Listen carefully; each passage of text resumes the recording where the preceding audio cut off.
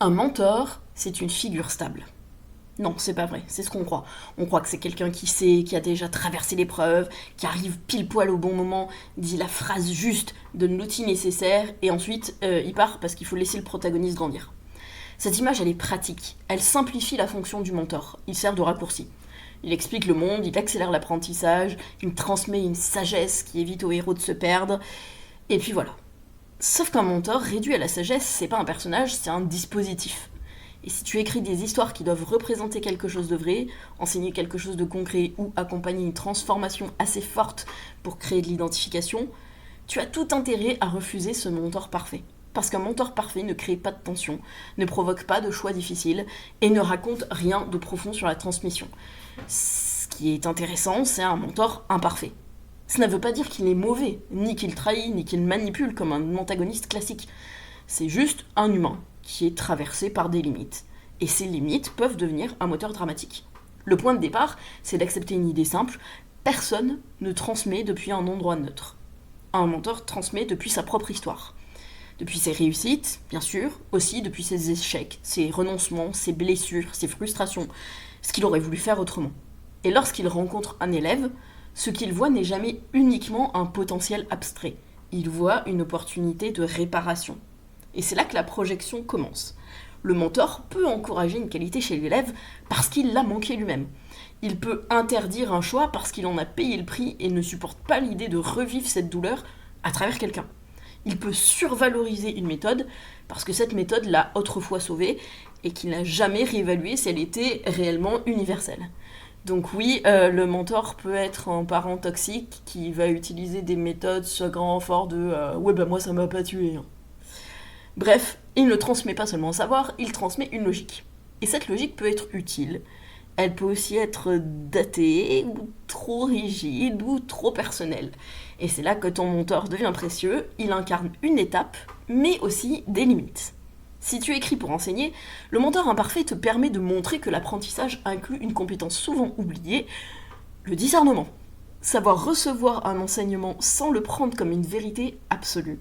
Comprendre ce qui est applicable, ce qui est un biais, ce qui est une peur déguisée en conseil. C'est indispensable. Si tu écris pour vendre, comme on fait en storywriting, c'est-à-dire vendre une transformation intérieure, le mentor imparfait te donne une structure presque idéale. Il offre d'abord un cadre rassurant, puis ce cadre se révèle insuffisant et le protagoniste doit franchir un cap. La tension vient du fait que ce dépassement, ce n'est pas un rejet du mentor, c'est une maturation. Enfin, si tu écris pour représenter, le mentor imparfait rend la relation crédible. La transmission réelle est souvent traversée par l'ego, l'attachement, la peur aussi d'être remplacé, par le besoin d'être reconnu. Même quand l'intention est bonne.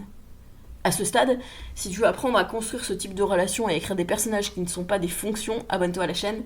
Cette série est pensée pour t'aider à écrire des personnages qui tiennent dans la durée parce qu'ils ont une logique interne, des tensions, des conséquences et ne sont pas juste des stéréotypes. Revenons à la mécanique.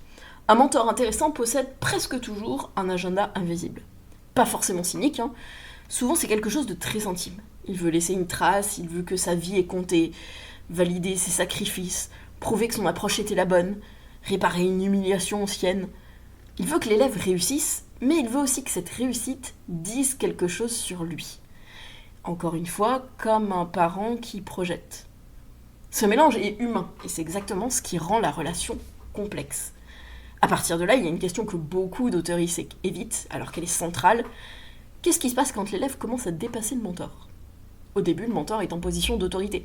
Il guide, il cadre, il corrige, l'élève progresse et lui renvoie une forme de reconnaissance et tout fonctionne.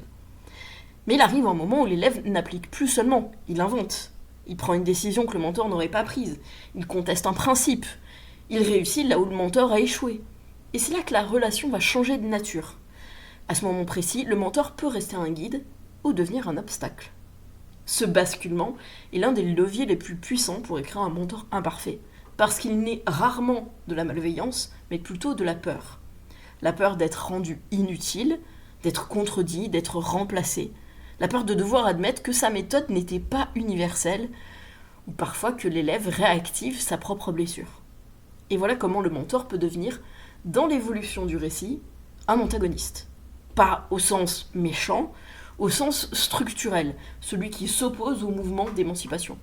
Le mentor peut freiner par prudence alors que l'élève a besoin de risque. Il peut le surprotéger alors que l'élève a besoin d'expérience. Il peut imposer un cadre parce que ce cadre l'a sauvé, alors que ce cadre empêche l'élève de trouver sa propre voie. Et ce qui rend ce conflit fort, c'est qu'il est moralement inconfortable. L'élève ne peut pas simplement se dire « il a tort, je pars ». Parce que le mentor a aussi raison sur certaines choses. Et encore une fois, on en revient à ce lien presque familial. Quand vous avez grandi avec des parents qui vous ont guidé et qui vous semblent avoir toujours eu raison, vous n'allez pas, au premier moment inconfortable, prendre la porte. Donc, parce que ce mentor a donné, transmis, compté, la rupture devient un passage de maturation, pas juste une scène de trahison. On le voit par exemple dans Whiplash. Fletcher n'est pas seulement un professeur exigeant, il poursuit une idée obsessionnelle du génie et projette sur ses élèves sa propre angoisse de l'insignifiance. Il veut créer un musicien exceptionnel et aussi prouver que sa méthode est la seule valable. À partir du moment où l'élève pourrait exister en dehors de son cadre, l'enseignement se transforme en emprise. Ce qui ressemblait à un mentorat devient une opposition. Dans $1 Million Baby, Frank Hindon entraîne avec rigueur et distance, mais cette distance n'est pas seulement une posture. Elle est chargée d'un passé, d'une culpabilité, d'un lien familial brisé. En accompagnant Maggie, il ne transmet pas uniquement une technique. Il investit dans une relation qu'il dépasse. Et lorsque la situation évolue, son attachement et sa peur de revivre une perte influencent ses décisions. L'endroit où il voulait protéger peut devenir l'endroit où il enferme. Ce qui est intéressant dans ces exemples, c'est pas de copier le genre ou le ton, c'est de comprendre la mécanique. Le mentor imparfait n'est pas un distributeur de sagesse. C'est un personnage avec une faille, un agenda et une limite. Si tu veux écrire ça de manière simple, tu peux t'appuyer sur une structure en 3 temps. D'abord, on offre un cadre. Il y a un langage, une méthode, une lecture du monde, une vision très personnelle qui apporte de la sécurité. Ensuite, le mentor va révéler une rigidité. Son cadre fonctionne, mais il a des angles morts, et à force de protéger, il limite les actions et les apprentissages. Et enfin, le protagoniste doit intégrer puis dépasser. Il ne s'agit pas juste de rejeter, il s'agit de s'émanciper, de chercher son autonomie. Et cette émancipation est l'épreuve qui transforme la relation. Encore une fois, pensez vraiment à ces parents qui, aux 18 ans de leur enfant ou au mariage de leur enfant, s'imaginent qu'il doit faire une forme de deuil parce que la personne s'en va, ça y est, elle s'émancipe de cette vie familiale, etc., etc. C'est le même principe ici. Pour le rendre concret dans ton récit, pose-toi des questions qui obligent ton mentor à exister au-delà de sa fonction. Qu'est-ce qu'il a raté dans sa propre trajectoire? Et comment cet échec colore tout ce qu'il transmet? Quelle règle défend-il avec rigidité parce que cette règle lui a permis de survivre dans son esprit? Et quel est son agenda invisible même s'il n'en parle jamais? À quel moment précis dans l'histoire son conseil devient-il un frein? Et qu'est-ce qu'il ressent à ce moment-là? De la peur, de la jalousie, de la fierté, de la tristesse, un mélange d'émotions? Et enfin, demande-toi quelle forme prend son antagonisme. Est-ce que c'est un interdit explicite? C'est une mise en garde répétée? Une dévalorisation subtile ou non? Un retrait de soutien? Une tentative de garder l'élève dans un rôle d'enfant? Ou une exigence impossible à satisfaire? Il n'y a pas besoin qu'il devienne méchant. Juste qu'il soit cohérent. Parce que le mentor imparfait n'est pas là uniquement pour éclairer le héros. Il est là aussi pour représenter une limite à dépasser, une étape à quitter, un cadre à transcender. Et lorsque l'élève s'émancipe vraiment, ce n'est pas seulement une victoire personnelle, c'est un déplacement d'équilibre. Le mentor perd sa position, son rôle et parfois son identité. Et c'est dans cet espace fragile, fait d'un mélange de générosité, de projection, d'ego, d'une certaine toxicité, que ton mentor cesse d'être une fonction narrative. C'est un personnage à part entière, capable d'accompagner, d'influencer à tous les sens du terme, et parfois d'entraver, ce qui le rend enfin dramatique.